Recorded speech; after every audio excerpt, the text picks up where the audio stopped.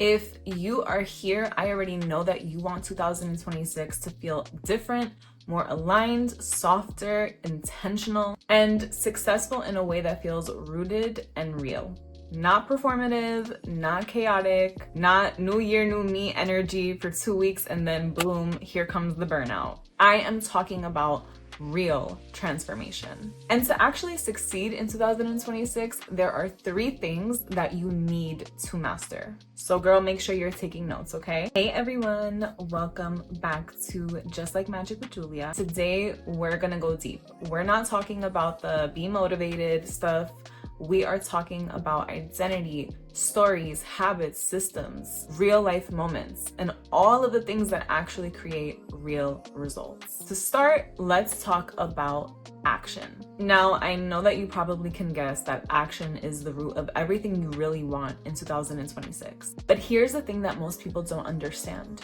You don't take action because you feel motivated. You feel motivated because you take action. We wait for clarity, confidence, motivation, the right time, or the perfect plan. But the truth is, most people fail to take action because of identity conflict. Your brain is wired to protect the version of you that exists right now.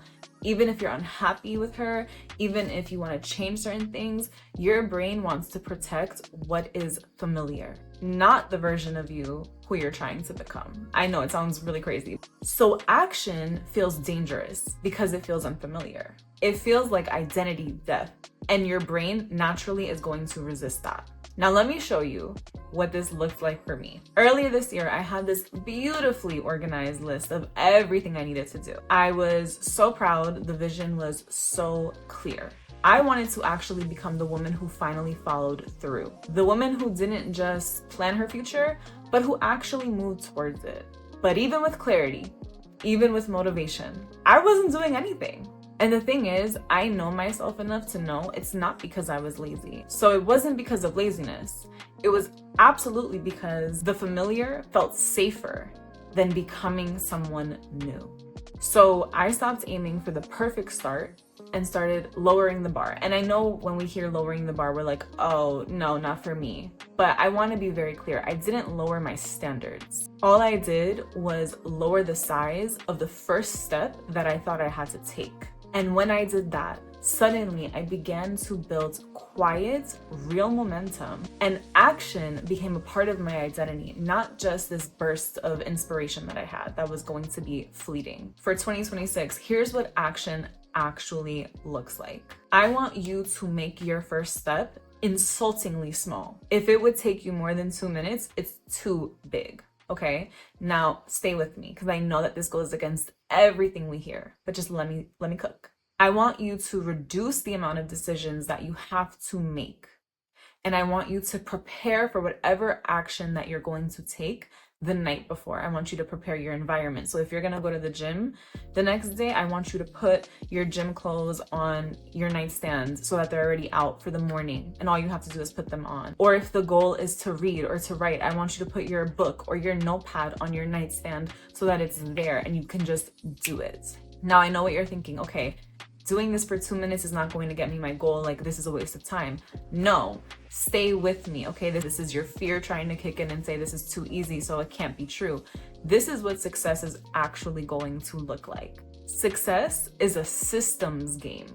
The more that you prepare and perfect your systems, the more that you follow through with the things that you say you're going to do. And when you do that, you don't have to worry about motivation because everything you're doing becomes habitual. Motivation isn't the spark. Action truly is. And I know I've been hearing a lot about discipline. I know I've been hearing a lot about, ambition and drive. And if you're not doing it, someone else is doing it better than you. But the truth is, this is your own journey. This is your own race. And all that matters is that you get yourself to the finish line for your reasons. And when you do these things daily, it creates small consistency. And small consistency beats big inconsistency every time. When you start showing up for yourself in this way, when you actually start following through, you're going to feel like you achieved something, like you can do it, like everything that you have kind of set up for yourself is actually possible.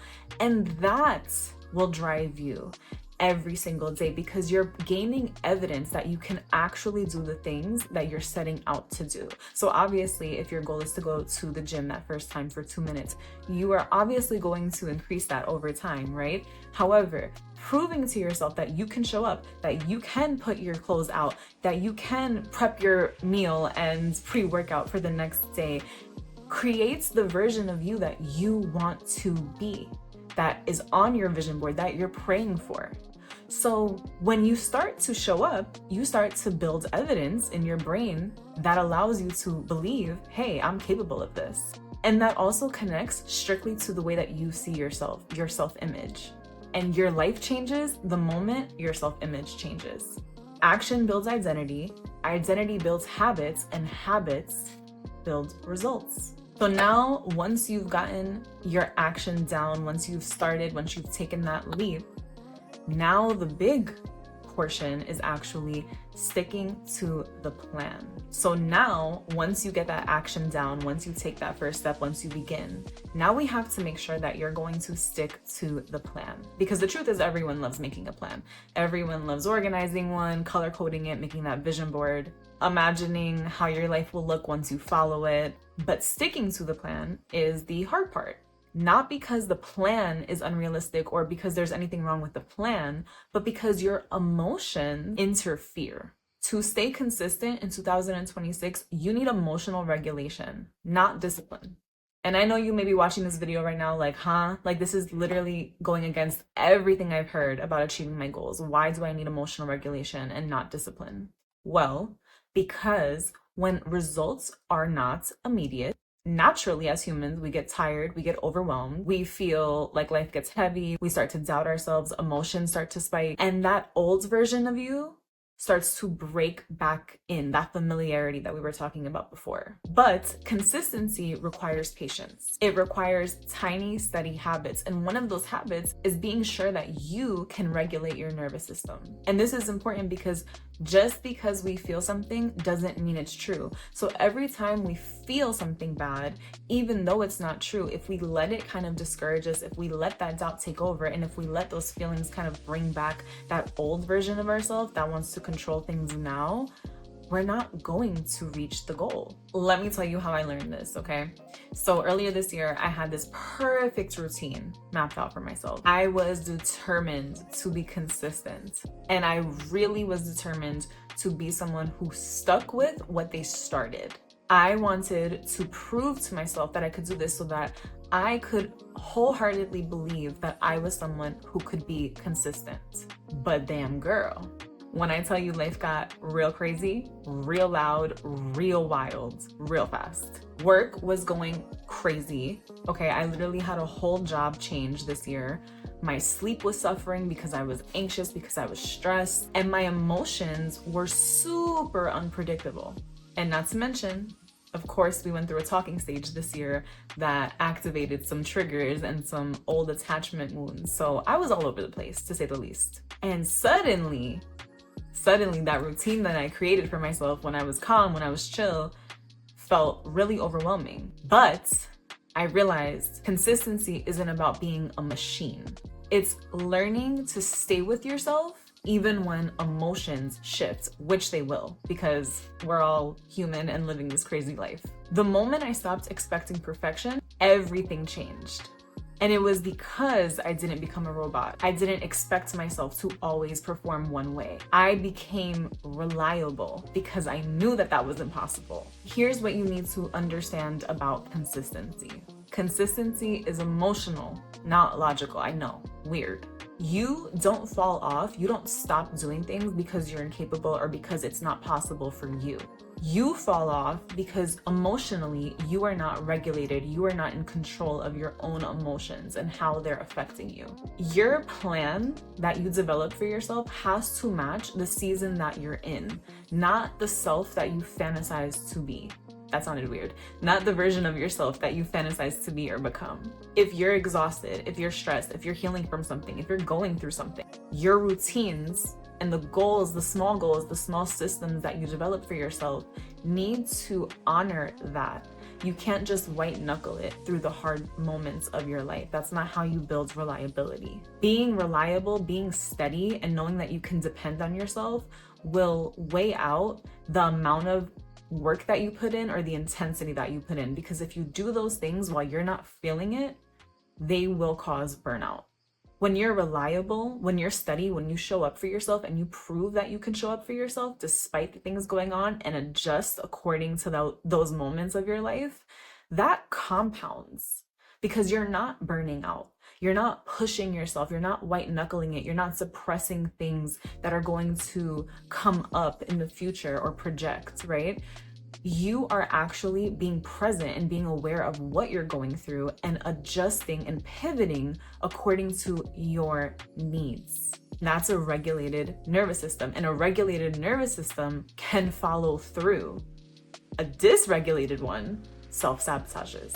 A lot of times when I speak to my clients and, they're going through something emotional in their life and things aren't just smooth sailing, they always express this feeling of shame, this feeling of kind of like, well, I'm letting this get to me. Because this is happening, I'm not doing this or showing up for myself in the way that I thought I would. This is why this point about sticking to a plan and creating a plan for yourself that's realistic is so important. Because when you account for unpredictability, which is the only thing that's predictable, by the way, which is ironic, you are actually setting yourself up to succeed in the fact that every day won't be a walk in the park.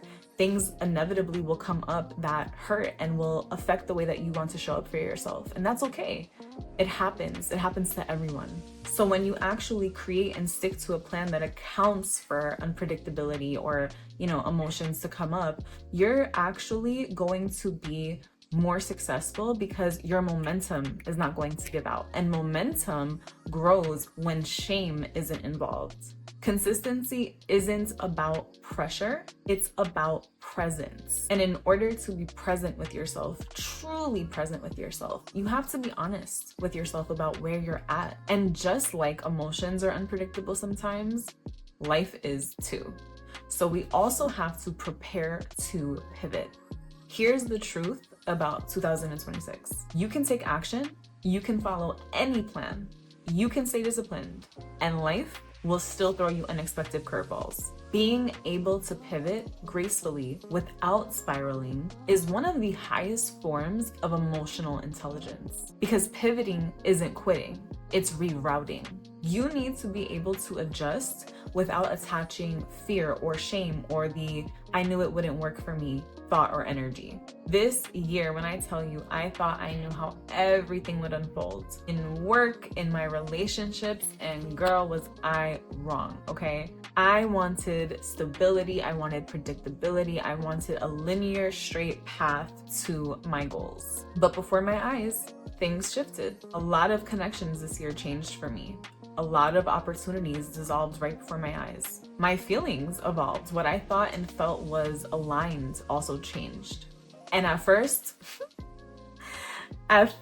I panicked. If you have been watching this channel for a while, I'm sure you can go back to some videos I made earlier this year and kind of see it too. And I thought at first the shift meant that there was something wrong with me. I thought maybe I was showing up wrong or doing something to deserve this type of behavior or outcome. The more I sat with it, the more I learned that life is always rerouting you. It's not a bad thing. Life reroutes you to keep you in alignment with your true destiny, or at least that's really what I believe. For me, every pivot led me to something bigger and better. And it led me to a place where I actually am doing better and more aligned than with what I originally planned. So here's what pivoting in 2026 requires from you. This is hard, but I need you to emotionally detach from whatever timelines you've invested your thinking into. I need you to understand that your destiny is not expiring because the calendar is changing, okay? what's meant for you is for you, but you need to do your part. And it's still possible. Just because there is another year passing by doesn't mean that you cannot make this year be the year that you do the things and show up for yourself how you've always dreamed of. Everything will start with a mindset shift. The more that you invest in your mindset, the more that you invest in your emotions and in understanding yourself, the better results you'll have. So if you really want to see success, know that what's for you will prevail for you when you believe that you can actually align with it. And when you pivot, you need to be able to see the delays that are happening in your life as direction. Okay, I know that sometimes we get so caught up in planning, in, creating the path ahead for us in our brains that we actually get so caught off guard when something doesn't go the way that we wanted it to or the way that we thought it would. And that's the key sentence right there. We thought it would. Just because we thought it doesn't mean it always will happen like that. So if there's a delay, right? If something's not going the way that you thought it would, it is for your own good. It's for your highest good. And I need you to see it like that. Because when you see it that way, when you view it that way, you can alchemize the delay to actually learn whatever it is you need to learn in that time, or be present with whatever it is you need to be present, pivot, readjust, whatever. But it's for you. Delays are not punishments. They require you to trust in your adaptability. I know that not everyone loves to be flexible. I know that it's hard for people to adapt on the fly, but guess what? Your flexibility is going to be your biggest strength. It's not a flaw. A lot of times we get really caught up in wanting to control that. We feel if we're flexible, we're losing control, we're losing alignment. But really, flexibility is being able to be present in anything that happens, being present in the changes of life. And you should not feel ashamed in yourself for change, because ultimately you're watching this video because you want to change something about your life. Growth rarely happens in straight lines. It rarely happens in this linear path that we all wish it would. But when you pivot, when you go with the flow, when you're flexible, just because it's not leading you to that straight path, it leads you to alignment. Pivoting tests your adaptability, your flexibility, your skill set, and it allows you to see a whole new side of yourself. You don't lose when life changes your plan. You lose when you stop moving. So, as you all enter 2026, here's what I want you to remember. Take action. Start small. Stick to your plan with softness and not pressure, and pivot with grace, because redirection is a part of alignment. You don't become the dream version of yourself, the next version of yourself, by waking up perfect one day. You become her by choosing yourself consistently, intentionally, and gracefully. And if this video resonated, please make sure that you comment, you subscribe, and you like this video, and share it with someone stepping into their magic era in 2026. I will see you in the next video. Until then, stay grounded, stay in your energy, stay soft, and as always, I cannot wait to see your life transform just like magic. Bye.